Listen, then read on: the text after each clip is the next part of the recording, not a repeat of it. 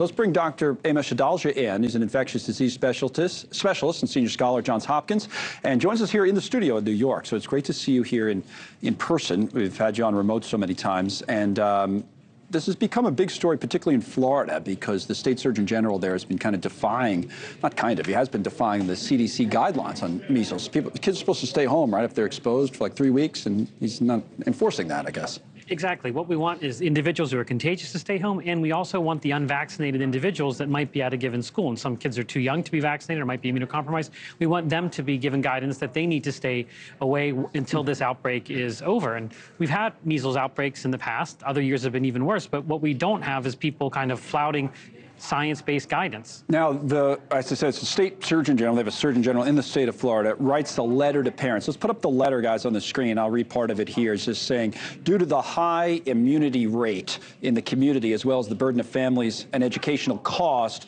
of healthy children missing school, DOH, so the Department of Health, is deferring to parents or guardians to make decisions about school attendance. It's very popular in conservative circles to say, let's put the power with the parents. But you're saying that the science doesn't back that up. This is a recipe for that outbreak to get even larger and become more costly. Even though there is a high level of immunity in the population, because most children in Florida are vaccinated, this is the most contagious disease known to humankind. Right. And you need to have vaccination levels above 95% to keep it at bay.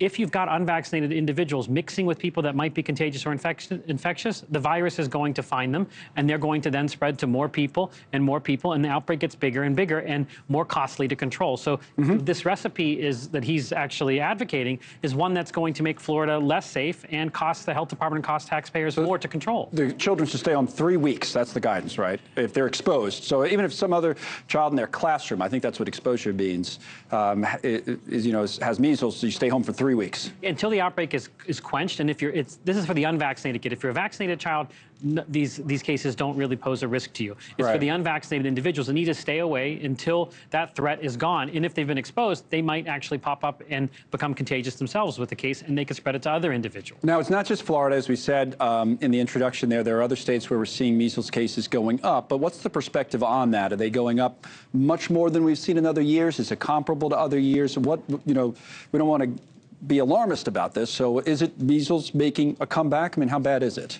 We certainly had worse years. 2019, we had a major outbreak right here in the New York and New Jersey area, over 1,000 cases. Back in 2014, we had a major outbreak linked to Disneyland with over 600 cases. So we've seen bigger years. But what's worrisome about this trend is that this is the anti-vaccine movement on steroids after COVID-19, where they've taken their misinformation on COVID-19 vaccines and metastasized it into measles. And we have higher rates of exemptions in students right now for vaccine requirements to enter school. That's the recipe. That's a recipe for allowing measles to spread, and we may get more. We're going to get more cases. It may not be the worst case on record, but this is all preventable. We've got a safe and effective vaccine that's been available since the 1960s. The thing for me as a non-doctor looking in on all of this, but having covered, and you and I have talked about COVID for years and years, the vaccine controversy and back and forth there. You could understand how people would have questions about a new vaccine. I'm not saying necessarily that their position is correct, but you could understand, well, this is a new vaccine. We have a lot of questions about this. We don't trust it. We want to look into it more. So that's a position for some people. But in this case, is there any reason to question a measles vaccine at all? No, this is a vaccine that's been around since the 1960s. That was responsible for the elimination